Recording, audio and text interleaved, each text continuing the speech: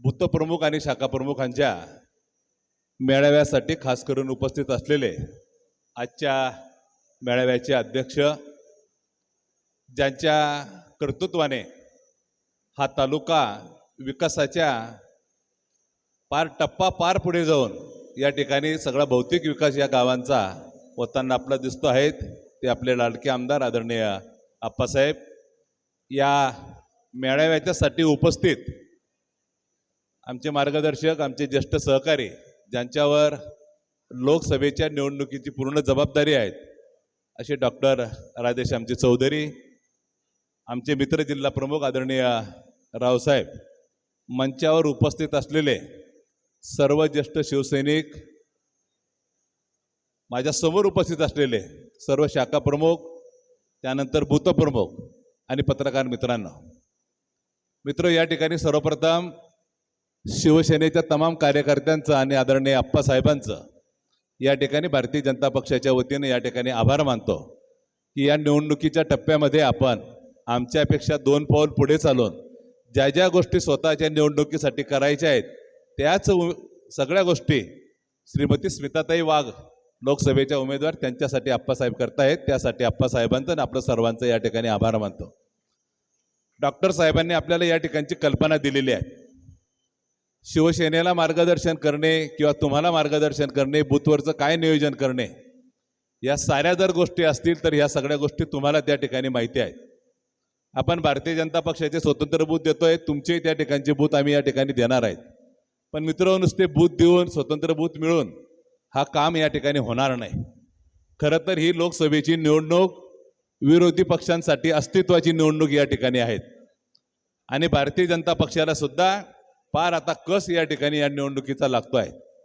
जेव्हा पक्षांना कस लागतो तर तो शेवटी तुमच्या आमच्यावर त्या ठिकाणचं सगळं लीडचं सारी भानगड आपल्या या ठिकाणी ते येऊन पडते. या निवडणुकीत जर राष्ट्रवादी हरली तर राष्ट्रवादी या ठिकाणी संपणार आहे. उबाटाची शिवसेना हरले तर त्यांचं संपूर्ण अस्तित्व या ठिकाणी संपणार आहेत. म्हणून ते करो की मरो या सगळ्या या गोष्टीचा अवलंब करून या ठिकाणी निवडणुकीत उतरलेले आहेत. आणि आता ही निवडणूक मागच्या लोकसभेच्या निवडणुकीत सोपी ही निवडणूक राहिलेली नाही मित्र.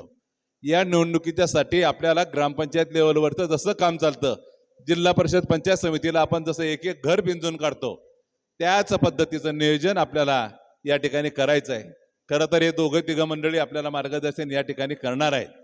पण माझं आपल्याला या ठिकाणी सांगायचं काम आहे की आपण आपल्या बूथवर नुसते आपल्या गावातील कामं जरी विरोधकांना सांगितले की आम्ही अमुक अमुक गावामध्ये राहतो, आमच्या गावामध्ये एकही गाव आप्पासाहेबांच्या नेतृत्वात कोटीच्या खाली नाही. आमचे तांड्या असतील, वस्ते असतील, शेवटचे गावं असतील, अशा साऱ्या गावांना करोडो रुपयाचा निधी या ठिकाणी दिलेला आहे. आप्पांनी आप्पाच्या कर्तृत्वाने आपल्या अपेक्षेपेक्षा, किंबहुना आप्पालाही एवढी अपेक्षा नसेल, एवढे विकासाचा झंझावात या मतदारसंघात आप्पांनी आता करून ठेवलाय.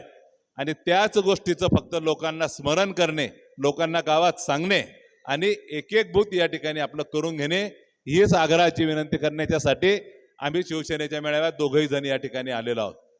नियोजन आप्पा आम्ही या ठिकाणी बघत होतो. आप्पा मला म्हणते, मधू भाऊ नियोजन परफेक्ट आहे का? 330 आपले बूथ आहेत, शाखा प्रमुख आहेत, ज्येष्ठ शिवसैनिक आहेत आणि हा हॉल अत्यंत खच्च भरलेला आहे आणि अजूनही सगळं गेट भरून येताना त्या ठिकाणी दिसत आहेत. मित्र, ही सारी ताकद आप्पासाहेबांची आहे. आप्पासाहेबांनी शब्द दिला तर आप्पासाहेब अत्यंत प्रामाणिकपणे त्या ठिकाणी काम करतात आणि नाही म्हटलं आणि कोण किती काही केलं तरी आप्पासाहेब त्याचं त्या ठिकाणचं काम करत नाही. आणि उमेदवारी डिक्लेअर झाल्याच्या नंतर सगळ्यात पहिली भेट मंदिरात गेल्याच्या नंतर संघ कार्यालयात गेलो, संघ कार्यालयातून निघाल्याच्या नंतर पहिलीच भेट ताई आणि मी आप्पांची या ठिकाणी घेतली. आप्पांचं ताईचं 2 मिनिटाचं बोलणं झालं. ताईंनी रिक्वेस्ट करण्याच्या पहिलेच आप्पा होत्या, वहिनी होत्या. आप्पांनी ताईंना बहीण त्या ठिकाणी मानलं. उदय बापू नाही आहेत, आम्ही भाऊ म्हणून तुमचं सगळं चांगलं कानून त्या ठिकाणी या ठिकाणी करू. निवडणुकीत ज्या ज्या गोष्टी लागतील तन मन आणि धनाने या सगळ्या गोष्टी आम्ही ताई तुमच्या पाठीमागे उभं राहू. पाचोरा आणि भडगाव विधानसभेची तुम्ही काळजी करू नका. तुमचा भाऊ म्हणून मी या ठिकाणी या सगळ्या गोष्टी करेल. हा शब्द पहिल्याच दिवशी त्या ठिकाणी दिला आणि मी तो वरिष्ठांना डॉक्टर साहेब असतील, मंगेश दादा असतील, गिरीश भाऊ असतील, या सर्वांना तो त्या ठिकाणी कळवला. पण मित्र, ज्याच्यासाठी आम्ही दुसऱ्यांदा भेटायला गेलो माजी खासदार उन्मेष पाटलांना, हे तुम्हाला सांगितलं पाहिजे. आणि हे कशासाठी सांगितलं पाहिजे की ज्या ताईची उमेदवारी कापून आपलं कोणतंच कर्तृत्व नसताना तुम्हाला उमेदवारी दिली, त्या ताईचं काम करणं सोडून आम्हाला सांगितलं की भारतीय जनता पक्ष माझी आई आहे, मी सर्वसाधारण शेतकऱ्याचा मुलगा आहे, मला विधानसभेची उमेदवारी दिली, निवडून आणलं, मला लोकसभेची उमेदवारी दिली, निवडून आणलं, मी भारतीय जनता पक्षाला आई मानतो आणि आईशी प्रतारणा मी कधीच करणार नाही, ताई मी तुमचं काम त्या ठिकाणी करेन, असा शब्द खासदारांनी आम्हाला दिला. आणि 4 दिवसात नेमकं काय झालं आणि त्यांनी त्या ठिकाणचा पक्ष बदलवला. निश्चितपणे ज्यांच्याकडनं अपेक्षा ठेवायला नको तोच अपेक्षाभंग भारतीय जनता पक्षाचा मित्र या ठिकाणी झाला. मोदीजी प्रत्येक गोष्टीची गॅरंटी या ठिकाणी घेत आहेत, पण मोदीजींनी आपल्या खासदारांची गॅरंटी घेतली नाही. 3 सर्वे झाले डॉक्टर साहेब आणि तिघही सर्वेमध्ये शिवसेना विरोधी पक्ष तर सोडा, पण भारतीय जनता पक्षाचा आमच्यासारखा पदाधिकारी सुद्धा खासदारावर कुठेच या ठिकाणी समाधानी नव्हता.